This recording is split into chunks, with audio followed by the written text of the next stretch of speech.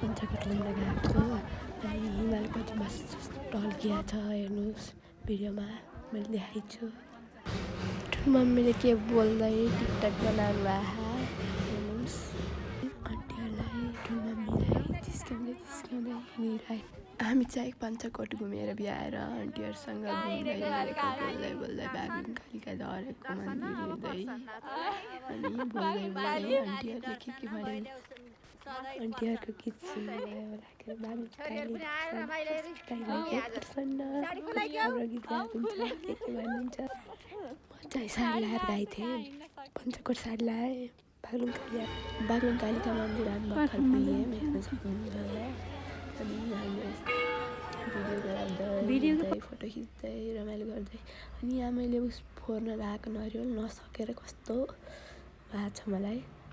यहाँ चाहिँ मैले विस मागेको भगवान्सँग नन्दी भगवान्सँग शिवलाई सुन्नुहुन्छ भन्छ नि त। अनि यहाँ चाहिँ मेरो छोटो मिठो भिडियो हेर्नुहोस्। अनि यहाँ चाहिँ ठुलो मम्मीले छोरीसँग घुम्न आएको आमा समूहको टोलीसँग भन्दै भन्नुभएको हाम्रो ठुलो मम्मी बोलिरहनु भएको सुन्नुहोस्। पञ्चकोट गइयो रमाइलो गरियो सबै भन्नुभएको अनि हामी घुम्यौँ ओर्यौँ अनि घर फर्किँदा बनाएको भिडियो यो चाहिँ मन्दिरबाट खाना पाइया थिएन। अब मन्दिरबाट फर्केर होटलमा गएर खाना खाने भनेर आन्टीहरूले बोकाइ भइयो भन्दै मजाक गर्दै हिँड्नुभएको।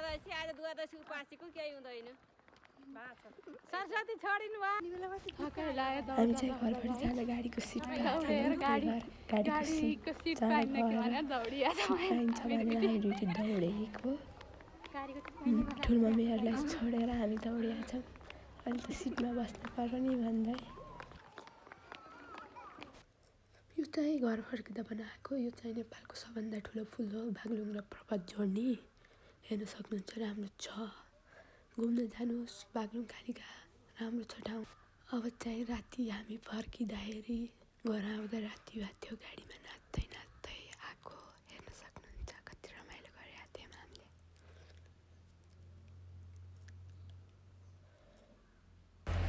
मेरो नाच चाहिँ रक्सी खाएको जस्तै भएको नाचको स्टाइल हेर्नुहोस् गाडीले यता र उता ढल्काइराखेको नि त त्यही भएर।